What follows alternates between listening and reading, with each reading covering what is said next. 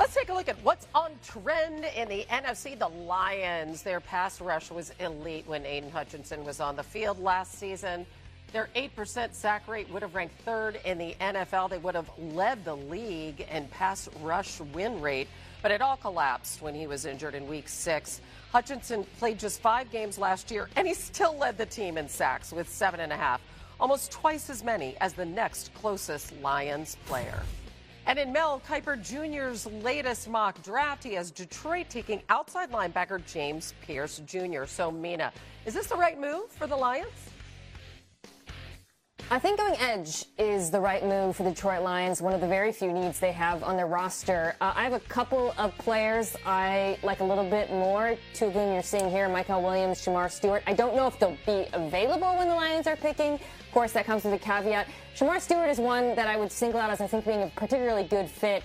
Incredible athlete, incredible get-off, traits out the universe, but didn't have the sack production. So I like him in Detroit opposite Aiden Hutchinson, where he can develop as a pass rusher opposite player who's very, very good at it. Yeah, and to help compensate for the loss of him, they did blitz at the second highest rate in the NFL. All right, let's go to Dallas now, where the run game has been trending downwards. The Cowboys struggled to run the ball in 2024. They ranked outside the top 25 in yards per rush, yards per game, first down percentage, and explosive run rate, pretty much everything. They averaged just 4 yards a carry last year, the team's lowest since the 2012 season. And Mel Kiper Jr. has them taking running back Omarion Hampton in round 1. D. Woody, do you like it? Is this the right move? I do. I know some people have a problem picking a running back in the first round. I actually think it's a great time to pick a running back. And I think Omarion Hampton is he's one of those. He's like a 1B back in this draft. Big, explosive tone setter. And when you think about the Dallas Cowboys, when the Dallas Cowboys were humming and good, it was the offensive line as a running game. And so I think they need to get back to that if they want to get to where they want to go. Yep, last time they took a running back in the first round was Zeke Elliott, 4th overall in 2016. All right, Green Bay, maybe they're trending towards getting some help at wide out. Their wide receivers dropped 25 passes last year, tied with the 2023 Chiefs for the most by any team in the last decade. In response to that, of course, as you'll remember, the Chiefs traded up. They got Xavier Worthy in the 2024 draft. Kind of seems like a strategy the Packers running back Josh Jacobs could get behind. That, and then obviously we got a really young group of receivers. All can be really, really, really special, but I think personally we need a guy that's proven to be a number 1 already. So somebody that's we know is going to be a little bit more consistent. That maybe played here before? If he come at the right price. He come at the right price. Tell him to slide. I've had them talk some tape. Well, wide receiver help could be on the way, and a rookie deal. According to Mel Kiper Jr., he has them taking Ohio State wideout Emeka Egbuka in round 1. Bill, do you think that's a right fit for Green Bay? I don't like disagreeing with the legend Mel Kiper, but the guy he has 1 pick before is the one I like more for the Packers. That's Matthew Golden, the Texas wide receiver. And it's just, I think Egbuka's a great player, but Golden has a rare level of speed that I think the Packers need. He ran a 4.29 at the combine.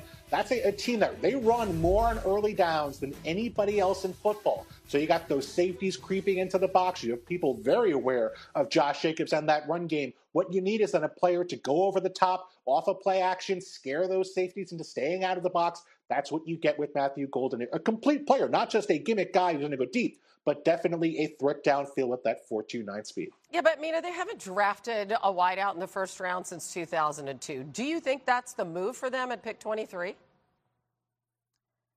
I don't, unless perhaps Golden was there or, God willing, Ted McMillan, then I would run in the pick. But if that doesn't happen, I would be surprised if they took a receiver. I really like Egbuka, who Mel Kiper assigned to them. I just think he's a little bit too similar to receivers already on their roster. Right. Romeo Doubs, Jayden Reed give you, that slot production, jet sweeps, work out of the backfield even. They need what Bill described, which is speed on the outside, and I'm not sure that will be available for them there. They also have other needs, corner, edge, And, of course, as you just discussed, a history of not drafting receivers in the first round. So I would actually be kind of surprised if they changed up their tendencies this year just based on the actual receivers in the draft.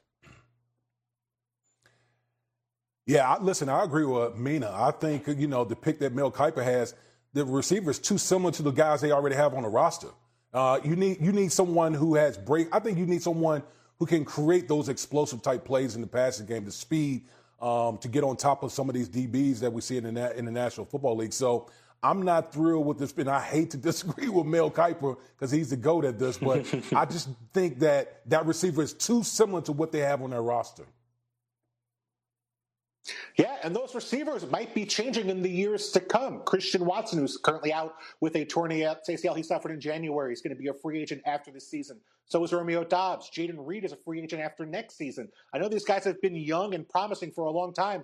The Packers are going to have to make some tough decisions soon about who they're going to pay out of this group, and that might lead them to draft another guy to replace some of those players who might leave in free agency. Yeah, they haven't even had a 1,000-yard receiver since Devontae had that season in 2021 when Aaron Rodgers was MVP. Now, in case you missed it, something about another receiver that we found kind of funny. As you know, the Bengals recently paid their 2-star wideouts, T. Higgins and Jamar Chase. Well, Higgins was asked what he would do with his new paycheck. So you guys get this new money, this big money. Is there anything, Jamar T, that you always wanted to buy that you now need? I'm putting a fish tank in my wall. Yeah, What? Yeah. Maybe. Mm-hmm. I don't know. I got to sit on that. I think Jamar was a little surprised by that. Hey, D. Woody, what did you do with your big payday? What did you buy? I actually did that. I did in my home. I got like an aquarium. So I built a home and put an aquarium inside of it. So it's very relaxing, especially for the kids. So yeah. You actually did that. I mean, it wasn't a Lambo. It wasn't anything else. It was. How much does a big fish aquarium cost, by the way? Just curious. A lot, like a lot. And I spent like $250,000 on it. Oh, wow. Oh, wow. Yeah. Well. Yeah. I guess it's worth it to just sit and watch those fish and be relaxed. Wow. Fish tank. I know, right? That is wild. Was not expecting that. Wrong business. Okay. Coming up on NFL Live. The Browns have a big decision to make in April's draft. Will they draft a quarterback, or could Cleveland have something else in mind? We'll dive into it. Get it? Kind of like diving into a fish tank. Next. Chào tất cả mọi người đã quay trở lại của kênh của mình. Ngày hôm nay mình sẽ tiếp tục hướng dẫn các bạn đối tượng. Tượng hôm nay của mình sẽ có tiêu đề là hoa hồng. Mọi người, hôm nay tượng của mình là hoa huệ. Bây giờ mình bắt đầu nhé.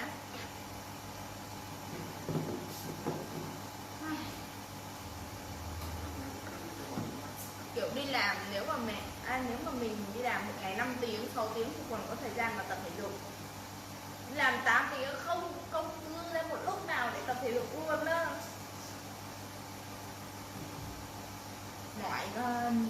Mà đây nè. Gì? Đây nè. Thời gian nào? Tối. Nè. Sáng nào? Mình xử cách đi. Rất là mỏi lắm, không dậy được đâu. Để đến lần do bạn. Đấy, cái hôm đầu tiên ta đã dậy, ta tập được một hôm rồi nha. Sau đến hôm sau, mỏi không tập được, không dậy nổi. Đặt báo thức 6:20 dậy mà, nhưng mà kiểu 7 giờ đi làm á, không kịp tập. Đâu có hôm đấy thôi, cho hôm thứ hai không dậy không kịp. Hôm qua là phải tập buổi trưa về 12 giờ cái rẽ ra tập luôn.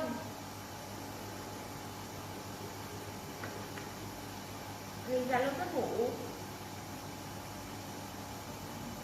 Mọi người ơi, là màu tím nha. Cái đấy là màu xanh.